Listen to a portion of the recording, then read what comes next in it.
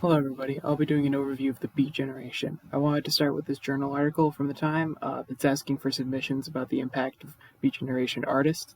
It goes on to explain about a trend in grammar that seems to come from these writers, which is, put plainly, entirely missing the point. Grammar is not what beat writing is worried about. A generation steeped in contempt for the arbitrary rules and regulations around everyday life is most inevitable when the social policing bleeds into art.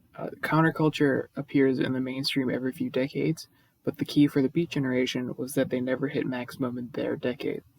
This is a movement of obscurity, if a popular one. World War II ends in September of 1945. Over 400,000 Americans had been killed in the most technologically vicious war that the planet had ever seen.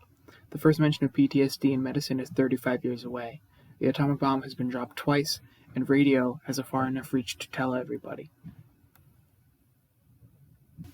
Soldiers, the moment they return to their country, are met with thundering trains and honking car horns and an unending, violent hum of noise that's thick like soup in their ears and too familiar. They escape to the culture of the American suburb, which is in full swing by the 1950s. This is the origin of the 50s that we all remember. We have the same house with the same white fence 50 times along a road, an artificial social bubble that is neither rural nor urban. Wives leave hot pies on their windowsills with curls in their hair. For a specific few, life is great. Beneath this layer of conservative utopia, we have a generation that doesn't want to run from their pain and hide in their sameness. By 1954, we see cities like San Francisco growing a community of poets and writers in the odd bars and basements of the country that seek to break every rule they can find in their art, simply because no one else seems to want to. In 1956, Howl and Other Poems by Allen Ginsberg was released as one of the first published works from the Beat Generation to reach an audience. It's released in a format small enough to stick in the back pocket of your jeans, where it will get bent and scuffed and generally treated without the reverence given to other proper literature. The moniker of Beats was given to members of the movement by key author Jack Kerouac back in 1948. It was at this time that beat, meaning tired, would enter the vernacular of New York jazz musicians, who Kerouac was an avid fan of. Later, the news media would create beatnik, a synonym for hippie, the movement that would absorb this one. New York also fosters a scene rich with dramatic reversals of the status quo. Beyond Jack Kerouac, whose popular novel On the Road is, without any judgment or editorializing, nonsense, writer William S. Burroughs writes Naked Lunch, a series of vignettes dense with drug references and ennui. Because of the movement's intimate scale, you can trace the specific locations of where poetry would be read and ideas would be shared, or where creators would simply socialize with one another. Greenwich Village and Columbia University in New York, a residential apartment in San Francisco. This romance of individuality, casually exchanging words, would shape a lot of Beats Generation's legacy. There are several tentpoles across the writing done by the Beats. You'll find narratives are often nonlinear with abstract language, rejections or criticisms of American materialism or patriotism. There's often a brutal honesty surrounding the human condition, where they'll frequently address war, sex, and drugs without romance. The titular poem of Howl is a great example of these stylistic approaches. You get lines like, I'm with you in Rockland where you've murdered your 12 secretaries. I'm with you in Rockland where you laugh at this invisible humor. It's a loose impression that's followed later by lamentations of eternal war and the United States that coughs all night and won't let us sleep.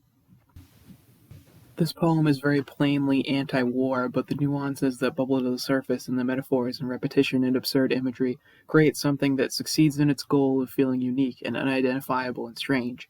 It's not a self-important literary tome, it's feelings put to paper. Howl and Other Poems was the subject of an obscenity trial against Ginsberg Publisher in 1957. The prosecution argued that the content was too lewd to distribute.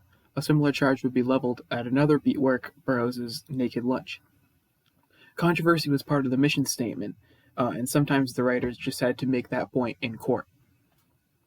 Most of these obscenity cases would rule in favor of the artist, but Howell's would be one of the most important in setting a precedent about provocative creativity. The courts acknowledged that obscenity is subjective and contextual, and the First Amendment shouldn't be disregarded when the statement bothers a handful of its audience. To give context on this group's desperation to be liberated from the old ways of thinking, look at Ken Kesey. He didn't quite qualify as a beat because his breakout novel One Flew Over the Cuckoo's Nest would come later on, and would be tonally separate from Ginsberg and Kerouac, but he was considered a peer of these figures and swapped influences often. Through a fascinating and winding set of circumstances, Kesey would become one of the biggest catalysts, if not the person responsible, for the popularity of LSD and the hippie movement of the 60s. These are the folks we are talking about, and what's important to understand is that they were not scientific about their interest in psychoactive drugs. They were entirely participants, with the goal of achieving something indescribable. Other mediums of art in this era started to show a similar trend in their response to conformity of the 1950s culture.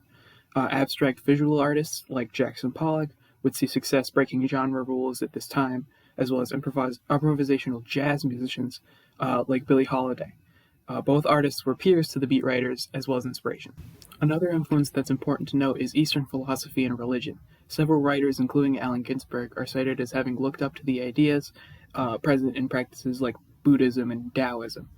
The disciplines make it appearances as literal references sometimes, and sometimes the anti-materialism and generally spiritual themes have that quality to them.